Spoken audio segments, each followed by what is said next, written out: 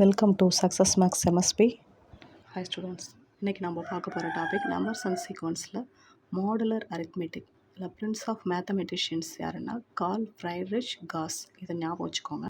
Find the least positive value of x such that 87 congruence x minus 2 mod 4. So இதில் நம்ம எப்பயுமே என்ன பண்ணுவோம், லெஃப்ட் ஹேண்ட் சைடில் இருக்கிறத ரைட் ஹேண்ட் சைடில் இருக்குது லெஃப்ட் ஹேண்ட் சைடு. எந்த வேல்யூஸ் நம்ம கண்டுபிடிக்குமோ அதை லெஃப்ட் ஹேண்ட் சைடில் கொண்டு வருவோம். இப்போ நம்ம இதை ஆப்போசிட்டில் கொண்டு வந்தோம்னாக்கா 87 minus x plus 2 வரும் ஈக்குவல் டு இந்த மாடுலஸ் 7 இருக்கிறத இங்கே 4 இருக்கிறத 4k அப்படின்னு எழுதிக்கிறோம். இந்த இன்டிஜர் நீங்கள் என்ன வேணாலும் சேர்க்கலாம். k ஃபார் சம்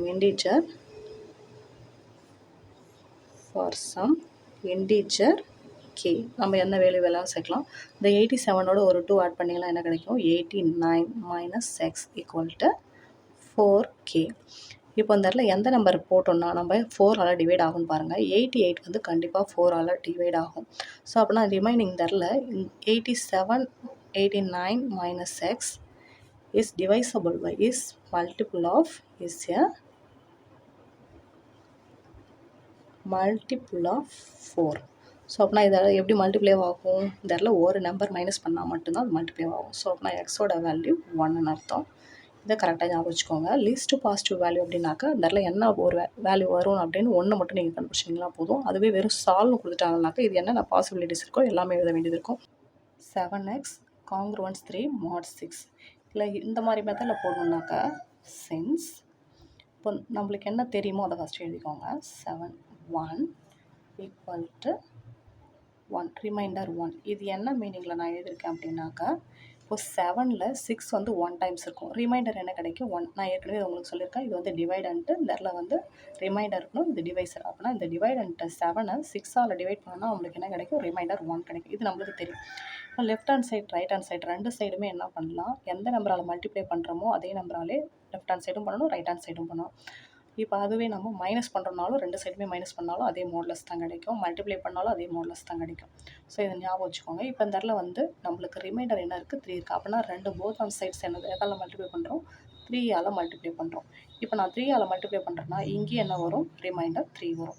அப்படின்னா இது mod 6. அப்படின்னா 21 அப்படின்ற நம்பர் வந்து நம்மளுக்கு எதால் டிவைட் ஆகும் அப்படின்னு பார்த்தீங்கன்னாக்கா 21. இப்போ இந்த 21 காங்க்ருவன்ஸ் 3 mod 6 அப்படின்னா என்ன அர்த்தம் பண்ணிங்கனாக்கா 21 6ஆல் நம்ம டிவைட் பண்ணோம்னாக்கா ரிமைண்டர் உனக்கு என்ன கிடைக்கும், 3 கிடைக்கும். 6 3s are 18 ரிமைனிங் 3 அப்படின்னும்போது இந்த கான்செப்டை ஞாபகம் வச்சுக்கணும். அப்போ நாங்கள் 7x அப்படிங்கும்போது இந்த எக்ஸில் என்ன இருக்குது, ரிமைண்டர் 3 இங்கே கிடைக்குதுனாக்கா இந்த எக்ஸ் இருக்க வேண்டிய இடத்துல இங்கே என்ன இருக்குது, 3 இருக்குது. அப்போ நான் எக்ஸோட வேல்யூ என்னென்னு அர்த்தம், 3ன்னு அர்த்தம். இதை ஞாபகம் வச்சுக்கோங்க. Next, what is the time 14 hours before 8 PM. இப்படி கொஷின்ஸ் கேட்குறாங்க அப்படின்னாக்கா நீங்கள் கரெக்டாக ஞாபகம் வச்சுக்கோங்க. இப்போ எப்படி நம்மளுக்கு 14 hours இருக்கு இல்லையா, அதனால் இந்த 14 hours-ஐ லெஃப்ட் ஹேண்ட் சைடு எழுதிக்கோங்க. காங்க்ருவன்ஸ் எக்ஸ் இங்கே என்ன கொடுத்துருக்காங்க, மாட்.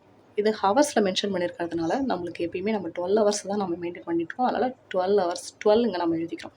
ஸோ இப்போ எப்படி நம்ம போடுற மாதிரி போட்டிங்கனாக்கா 14 minus x ஈக்குவல் டு இங்கே 12k.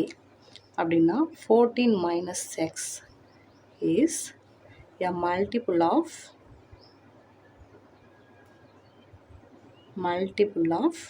12. இந்த இடத்துல எக்ஸுக்கு பதில் எந்த நம்பர் கொடுத்தா நம்மளுக்கு 12ஆல் மல்டிப்ளை ஆகும், 2ஆல் மைனஸ் பண்ணால் தான் நம்மளுக்கு 12 கிடைக்கும்.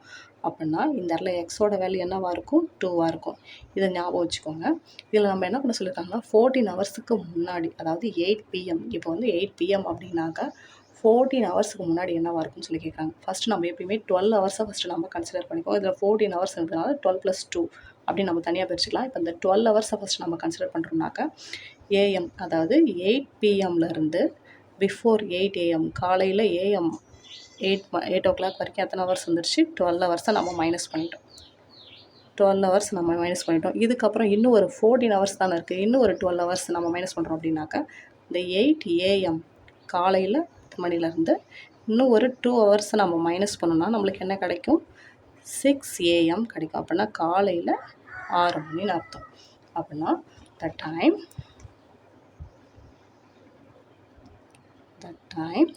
6 AM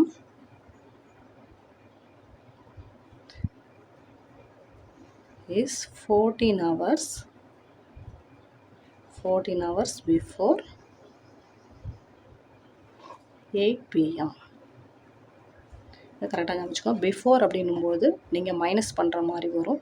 அதுவே ஆஃப்டர் அப்படின்ற மாதிரி இருந்தாக்கா ப்ளஸ் பண்ணணும்னு ஞாபகம் வச்சுக்கோங்க. இதே மாதிரி சம்ஸ் நம்ம உங்களுக்கு ஒர்க் அவுட் பண்ணுறதுக்கு தரேன். இந்த சம்மில் பாருங்கள், செகண்ட் சம்ஸ் நம்மளுக்கு வந்து வீக் டேஸ் மென்ஷன் பண்ணுறாங்க அப்படின்னாக்கா 1 வீக்கில் நம்மளுக்கு எத்தனை டேஸ் இருக்கும்? 7 டேஸ் இருக்கும். அதை கவுண்ட் பண்ணி போடுங்க. இல்லை இயர்ஸ் கணக்கு மென்ஷன் பண்ணுறாங்கன்னா 12 ஹவர்ஸை 12 மந்த்தை கிளியர் பண்ணி போடுங்க.